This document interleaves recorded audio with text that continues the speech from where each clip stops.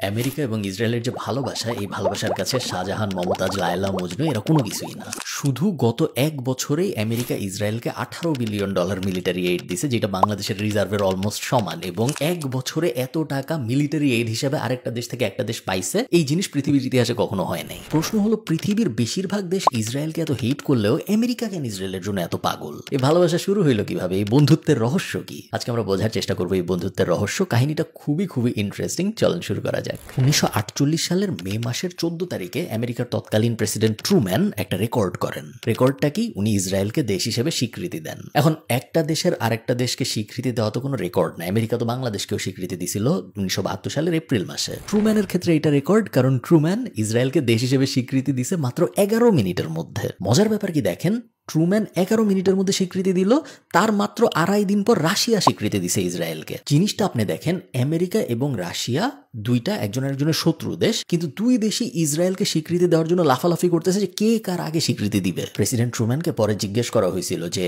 এত তাড়াহুড়া করে মাত্র 11 মিনিটের মধ্যে কেন ইসরায়েলকে স্বীকৃতি দিতে হলো, এবং উনি বেশ অনেস্ট একটা অ্যান্সার দিছিল, এবং এই অনেস্টি ব্যাপারটা আমার ভালো লাগছে। But don't think that decision to recognize Israel is an easy one. I had to make a compromise with the Arabs and divide Palestine. The Jews wanted to chase all the Arabs into the Tigris and Euphrates River, and the Arabs wanted to chase all the Jews into the Red Sea. And what I was trying to do was to find a homeland for the Jews and still be just with the Arabs. উনি তিনটা কারণ বলছিল। প্রথম কারণ হলো sympathy. আপনারা সবাই হলোকাস্টের ব্যাপারটা জানেন যে প্রায় 60 লাখ ইহুদি মারা গেছিল দ্বিতীয় বিশ্বযুদ্ধে 1941 থেকে 1945 সালের মধ্যে। এবং হলোকাস্টের এই ব্যাপারটা, ইহুদি মারা যাওয়ার ব্যাপারটা যখন শেষ হয়, তখন পুরো পৃথিবীতে একটা সেন্টিমেন্ট কাজ করতেছে, যেটা একটা লজিক্যাল সেন্টিমেন্ট, যে ইহুদিদের উপরে অনেক অবিচার হয়েছে। এবং তখন প্রো ইহুদি কাজকর্ম অনেক বেশি হাইলাইটেড হচ্ছিল সমাজে। এবং ট্রুম্যান তো দিন শেষে একজন পলিটিশিয়ান, উনি আমেরিকায় পলিটিক্স করতেছে। আমেরিকার সাধারণ জনগণ আসলে ওইটাই চাচ্ছিল যেটা উনি করছে, এবং উনি ওই ব্যাপারটাই ব্যাখ্যা করছে যে আমার ভোট ব্যাংক আছে আমেরিকায়, আমার ভোট ব্যাংক এটাই চায়। গত এই কয়দিনে অনেক খারাপ হয়েছে ইহুদিদের সাথে। আমার ভোট ব্যাংক যদি আরবের মানুষ হইতো, তাহলে ওনারা যা চাইতো আমি তাই করতাম। আমার ভোট ব্যাংক যেহেতু এই যে ইহুদিদের সাপোর্ট করা মানুষজন, তাদের সাথে সিম্প্যাথি দেখানো মানুষজন, এরা যা চাইছে আমি তাই করছি। আরেকটা ছোট্ট কারণ ছিল ডেমোক্রেসি। আপনারা জানেন যে আমেরিকা সবসময় ডেমোক্রেসির একদম পাওয়ার হাউস, ডেমোক্রেসি রক্ষা করার দায়িত্ব নেয় ওরা। মিডল ইস্টে ওই সময় এবং এখন অনেকাংশে আপনারা দেখবেন যে ডেমোক্রেসি ব্যাপারটা অত চলে না, এবং ইসরায়েলি ওই সময় একমাত্র দেশ ছিল যেটা ডেমোক্রেটিক একটা দেশ হিসেবে আবির্ভাব ঘটাইছিল। এবং আমেরিকা যেহেতু ডেমোক্রেসিকে সাপোর্ট দিতেছে, ওটাকে ওরা একটা কারণ হিসেবে দেখাইছিল যে হ্যাঁ, এই কারণে আমরা তাড়াতাড়ি ওদের দেশ হিসেবে স্বীকৃতি দিয়েছি, কারণ ওই অঞ্চলটার মধ্যে একটাই যেটা একটা ডেমোক্রেটিক দেশ।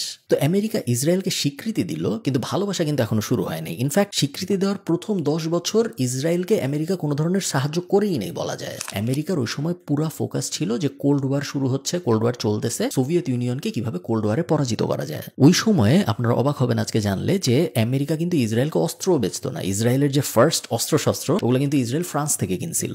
এই সব কিছু বদলায় যায় যখন 1967 সালের 6 দিনের যুদ্ধটা হয়। 67 যুদ্ধ নিয়ে আপনারা সবাই মোটামুটি জানেন। ভয়ঙ্কর একটা যুদ্ধ হয়। এক পাশে ছিল ইসরায়েল, অন্য পাশে ইজিপ্ট, জর্ডান এবং সিরিয়া। এই যুদ্ধে ইসরায়েল জিতে, এবং বেশ কনভিনসিংলি জিতে। এবং কেউ আশা করেনি ওই সময়ে যে একটা দেশ, যে দেশ মাত্র হয়েছে রিলেটিভলি স্পিকিং, এতগুলো আরব দেশের সাথে এগেইনস্টে একা যুদ্ধ করে জিতবে। এই পয়েন্টটা থেকে মূলত আমেরিকার ইসরায়েলের প্রতি ভালোবাসার সূচনা। এই সময়ে সোভিয়েত ইউনিয়নের সাথে আরব দেশগুলোর বেশ ভালো সম্পর্ক, এবং সোভিয়েত ইউনিয়নের সাথে আমেরিকার খারাপ সম্পর্ক। সো আমার শত্রুর শত্রু আমার বন্ধু, ওইরকম একটা ফিলোসফি ফলো করে মূলত আমেরিকা ইসরায়েলের কাছে যায়, যে বলে যে তুমি আমার বন্ধু হবা নাকি। ইসরায়েলও দেখে যে আমি একটা ছোট্ট দেশ, আমি আছি খুব একটা স্ট্র্যাটেজিক লোকেশনের ভিতরে, আমার আশপাশে সব আরব দেশ আমাকে হেট করে, মাত্রই কয়েকজনের সাথে যুদ্ধ করছি। আমার যদি একটা বড় নিউক্লিয়ার পাওয়ার বন্ধু না থাকে, রাশিয়া তো আমার বন্ধু হবে না, কারণ রাশিয়া তো আরবদের বন্ধু হয়ে গেছে। আমার যদি একটা নিউক্লিয়ার পাওয়ার বন্ধু না থাকে, আমার খুব বড় বিপদ হবে। ইসরায়েল ইমিডিয়েটলি রাজি হয়ে যায়, বলে হ্যাঁ আমি বন্ধু হইতে রাজি, চলো ফ্রেন্ডশিপ করি। আমেরিকা ইসরায়েলকে অস্ত্র বিক্রি করা শুরু করে। ইসরায়েল বলে আমি আর ফ্রান্সের থেকে অস্ত্র কিনবো না, এখন আমি আমার নতুন বন্ধু আসছে ওর কাছ থেকে অস্ত্র কিনবো, এবং ওদের বন্ধুত্ব অফিসিয়ালি শুরু হয়ে যায়। হেনরি কিসিঞ্জার, আপনার নামটা চিনেন, ওই যে তলাবিহীন ঝুড়িওয়ালা লোক, এবং তখন আমেরিকার প্রেসিডেন্ট ছিল হইল গিয়ে নিক্সন। এই দুইজন মিলে মূলত ইসরায়েলের সাথে আমেরিকার বন্ধুত্বটা পাকাপোক্ত করে। আপনি যদি আমেরিকার পিওভি থেকে দেখেন, পয়েন্ট অফ ভিউ থেকে, তাহলে অ্যাকচুয়ালি আমেরিকার জন্য এটা স্ট্র্যাটেজিক্যালি রাইট মুভি বলেই মনে হয়, কারণ ওই অঞ্চলে আমেরিকার একটা এলাই দরকার ছিল, যে এই এলাই তার কথা শুনবে। বাকি দেশগুলোর তো আসলে কথা শোনার দরকারও নেই, তারা অনেক পাওয়ারফুল দেশ, আবার শুনতেও না কারণ সোভিয়েত প্রভাবে।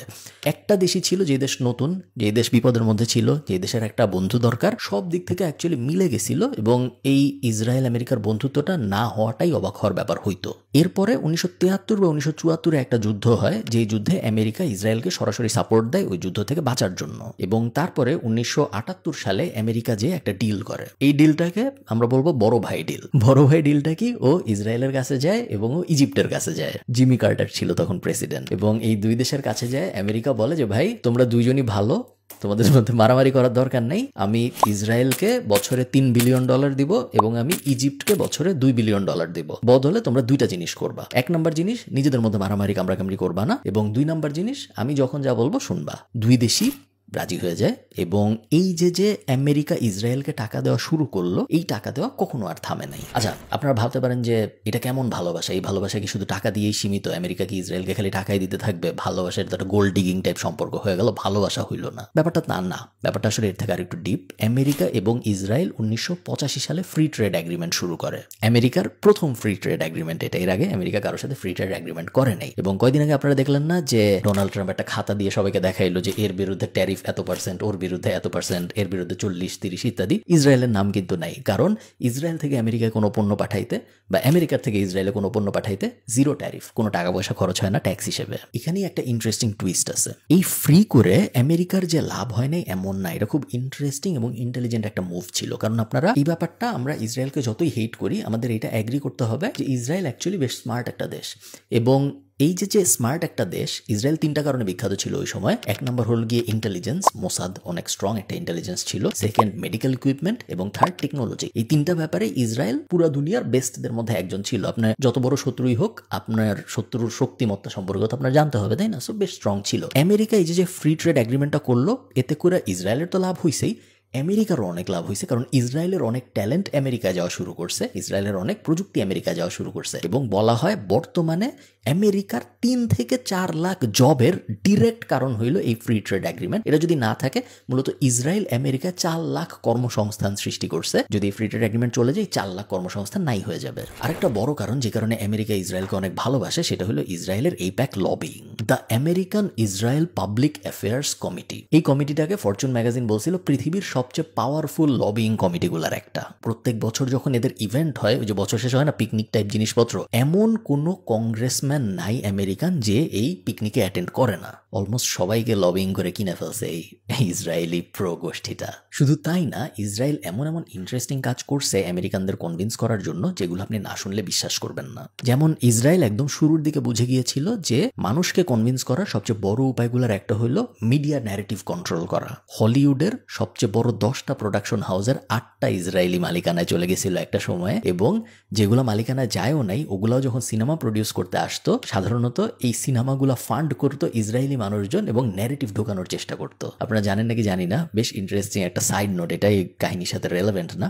প্রথম যে টাইটানিক মুভিটা বের হয়েছিল, যেটা জনপ্রিয় টাইটানিক মুভি, ওইটা না, তার আগেও আরেকটা টাইটানিক মুভি বের হয়েছিল 1940-এর আশপাশে, আপনারা ইউটিউবে পাবেন। ওই টাইটানিক মুভিটা কিন্তু হিটলারের ফান্ড করা ছিল, নাৎজি পার্টি ফান্ড করছিল এটা। এবং ওই টাইটানিকটা যদি আপনি দেখেন, ওই টাইটানিকটার থিমটা হলো যে টাইটানিক ডুবে যাচ্ছে, নাৎজি বাহিনী চেষ্টা করতেছে টাইটানিক যেন না ডুবে, এবং ওদেরকে হিরো হিসেবে দেখানো হয়েছে পুরো সিনেমাটার ভিতরে। একটা প্রোপাগান্ডা টাইপ সিনেমা ছিল।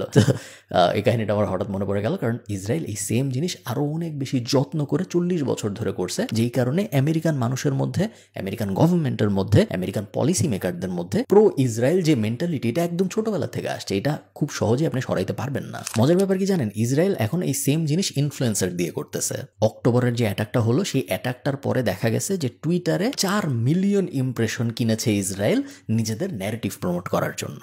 ডিজিটাল অ্যাম্বাসেডর ইন্টার্নশিপ প্রোগ্রাম বলে একটা বিষয় আছে ইসরায়েলের, যেখানে কলেজের এবং ইউনিভার্সিটি স্টুডেন্টদের ওরা $1000 দেয়, বদলে বলা হয় যে আমাদের কিছু ন্যারেটিভ আছে, এই 8টা ব্যাপার আছে আমরা প্রতিষ্ঠা করতে চাই, তোমাদের এই 8টা ব্যাপার প্রতিষ্ঠা করতে হেল্প করতে হবে। কিন্তু মজার ব্যাপার কি জানেন, এত কিছু করার পরেও, এত চেষ্টা করার পরেও ইসরায়েলের প্রতি মানুষের সহমর্মিতা কিন্তু আমেরিকায় কমতেছে। আপনি যদি 30 বছর আগেও পোল করতেন, আপনি দেখতেন 90% মানুষ আমেরিকায় ইসরায়েলকে সাপোর্ট করে। বাট এখনকার পোলগুলায় আমরা প্রত্যেকটায় দেখতে পাচ্ছি 50%, 45%, 52%, 53% এরকম। আপনি 10 বছর আগে এটা কল্পনাও করতে পারতেন না যে আমেরিকার মাটিতে আমেরিকার ইউনিভার্সিটি স্টুডেন্টরা ইসরায়েলের বিরুদ্ধে প্রোটেস্ট করবে, বাট এই জিনিস এখন অহরহ হচ্ছে। কিন্তু প্রবলেম হলো সরকারি হর্তাকর্তারা যারা পলিসি মেকার তারা এখনো সেই ইসরায়েলের প্রতি ভালোবাসা রেখে দিয়েছে। আচ্ছা, ভিডিও শেষ করব, বাট একটা খুবই ইন্টারেস্টিং কাহিনী না বলে শেষ করাটা একদমই উচিত হবে না। সেটা হলো ইসরায়েলের যে প্রাইম মিনিস্টার বেঞ্জামিন নেতানিয়াহু, আপনারা কি জানেন যে ইরাকের যে যুদ্ধটা হয়েছিল, আমি তখন অনেক ছোট, ইরাকের যুদ্ধের আগে বেঞ্জামিন নেতানিয়াহু ঠিক এক্স্যাক্টলি, আপনারা ভিডিও পাবেন ইউটিউবে, এক্স্যাক্টলি সেম কথা বলছিল যে ইরাকে পারমাণবিক বোমা আছে, আমাদের খুব তাড়াতাড়ি অ্যাকশন নিতে হবে যদি আমরা পারমাণবিক বোমা সাদ্দাম হোসেন ওই অ্যাঙ্গেল থেকে বাঁচতে চাই। আমেরিকার উচিত ইমিডিয়েটলি অ্যাটাক করা যদি পারমাণবিক বোমা ইরাক বানায় ফেলবে, এরকম সিচুয়েশন না বানাইতে চাই আমরা। যদি আমেরিকা এটা না করে তাহলে আমেরিকা খুব বড় বিপদের মধ্যে পড়বে, ইসরায়েলও খুব বড় বিপদের মধ্যে পড়বে। There is no question whatsoever that Saddam is seeking and is working and is advancing towards the development of nuclear weapons. No question whatsoever. 23 বছর পরে যায় এক্স্যাক্টলি সেম স্ক্রিপ্ট আবার বলছে উনি, কিন্তু ইরাকের জায়গায় এবার ইরান। ইসরায়েলের ইরাক ওয়ারে যে ভূমিকা ছিল এটা অফেন নেগলেক্টেড এবং ওইটা নিয়ে অত কথাবার্তা হয় না। আপনারা আমাকে জানাবেন কমেন্টে, আপনারা যদি চান ওই বিষয়ে একটা ভিডিও বানাই। ভালো থাকেন সবাই, সবার সাথে দেখা হবে পরে কোনো একটা ভিডিওতে। টাটা।